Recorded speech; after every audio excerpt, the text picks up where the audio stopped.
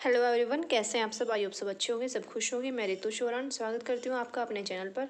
तो आज हमारा टॉपिक है राष्ट्रीय उद्यान एवं वन्य जीव अभयारण्य। तो जैसा कि आपको पता है, हमारे हरियाणा में 2 राष्ट्रीय उद्यान हैं, ओके, और 8 जो है वन्य जीव अभयारण्य हैं। तो आज हम राष्ट्रीय उद्यान के बारे में बात करेंगे कि कहाँ पर है और क्या उनमें फैसिलिटीज़ है या क्या उनकी विशेषताएं हैं।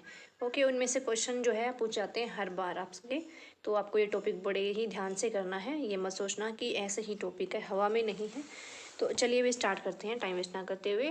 तो राष्ट्रीय उद्यान जो है वो 2 है हमारे हरियाणा में। एक है सुल्तानपुर राष्ट्रीय उद्यान, दूसरा है कलेसर राष्ट्रीय उद्यान।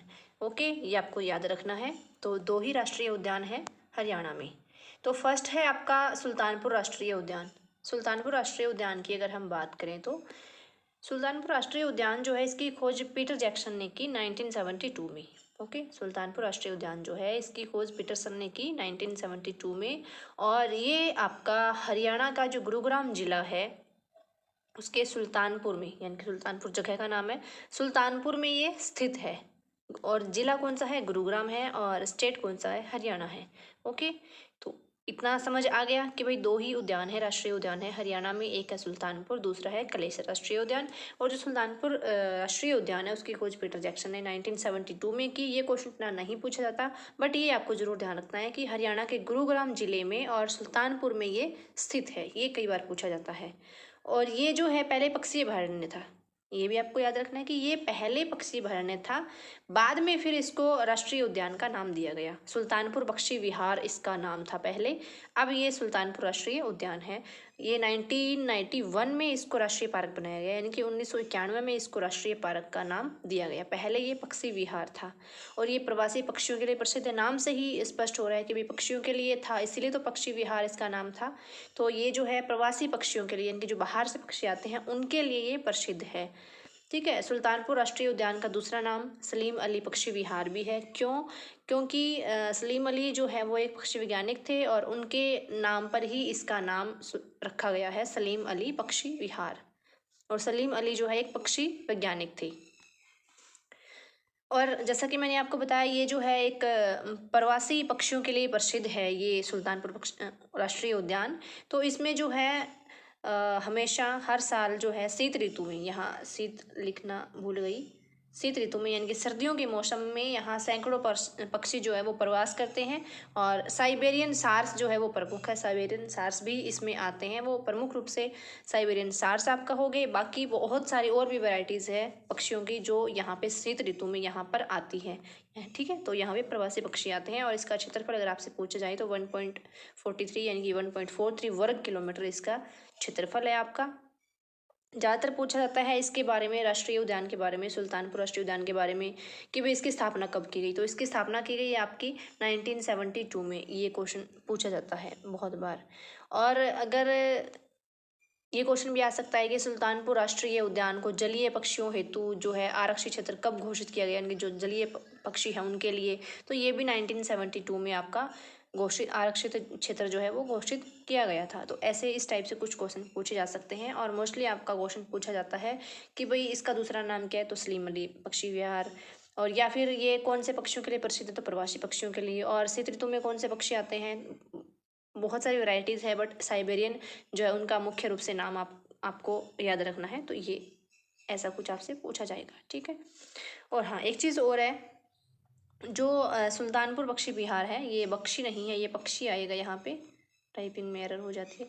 सुल्तानपुर पक्षी विहार है आपका हरियाणा का जो है सर्वश्रेष्ठ, आपका हरियाणा का सर्वश्रेष्ठ या हरियाणा का सर्व प्रमुख इको पार्क है।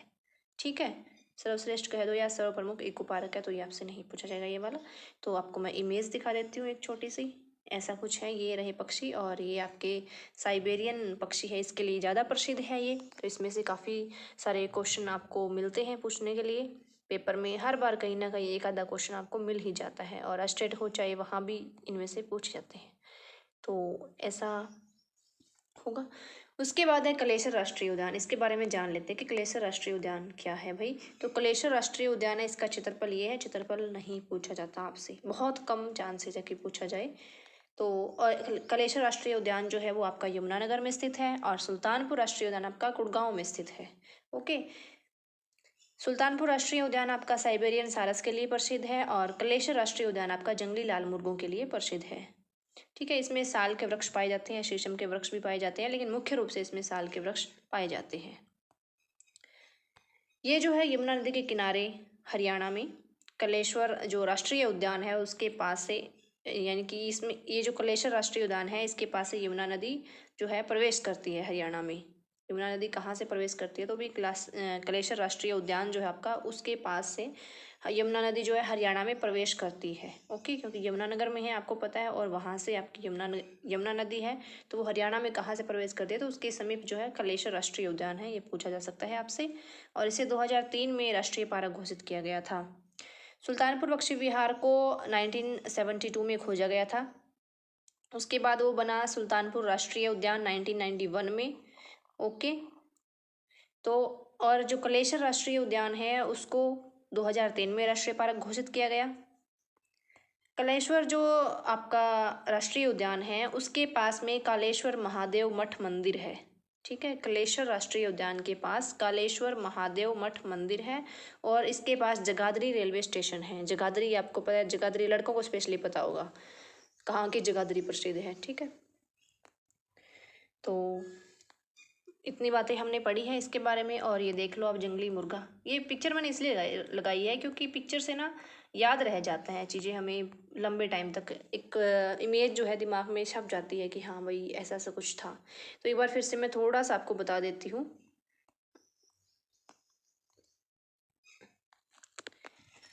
सुल्तानपुर पक्षी विहार, इसकी स्थापना कब की गई, 1972 में, 1972 में इसकी खोज की गई थी। ठीक है, पक्षी विहार की स्थापना। उसके बाद इसका नाम क्या पड़ा, सुल्तानपुर राष्ट्रीय उद्यान इसका नाम पड़ा। तो सुल्तानपुर राष्ट्रीय उद्यान की जो नाम है वो कब पड़ा था, यानी कि कब इसको राष्ट्रीय उद्यान घोषित किया गया, तो वो आपका 1991 में घोषित किया गया। ठीक है, सुल्तानपुर राष्ट्रीय उद्यान जो है आपका प्रवासी पक्षियों के लिए प्रसिद्ध है, और स्पेशली साइबेरियन सारस के लिए प्रसिद्ध है, इसमें प्रवासी पक्षी आते हैं। उसके बाद है कि ये जो है 1.43 वर्ग किलोमीटर में फैला हुआ है। उसके बाद है ये सर्वश्रेष्ठ इको पार्क है, इतनी बात इसकी याद रखनी है। उसके बाद अगर मैं बात करूँ कलेश्वर राष्ट्रीय उद्यान की, तो ये यमुनानगर में स्थित है और जंगली लाल मुर्गों के लिए स्थित है। शाल के वृक्ष मुख्य रूप से पाए जाते हैं, और इसको 2003 में राष्ट्रीय पार्क घोषित किया गया। और ये कलेश्वर राष्ट्रीय जो कलेश्वर महादेव मठ मंदिर है उसके पास ये स्थित है। और इसके पास जो रेलवे स्टेशन है वो भी जगाधरी रेलवे स्टेशन इसके पास में है, और यमुना नदी हरियाणा में प्रवेश करती है, वो बिल्कुल इसके पास से प्रवेश करती है। कलेश्वर राष्ट्रीय उद्यान के पास से हरियाणा में यमुना नदी प्रवेश करती है, एंटर करती है। ये बातें आपको इसके बारे में जाननी थी। कल हम करेंगे वन्य जीव अभयारण्य। आज की क्लास अगर आपको अच्छी लगी तो भी लाइक शेयर कर दो, सब्सक्राइब कर लेना अगर आपने नहीं किया है तो।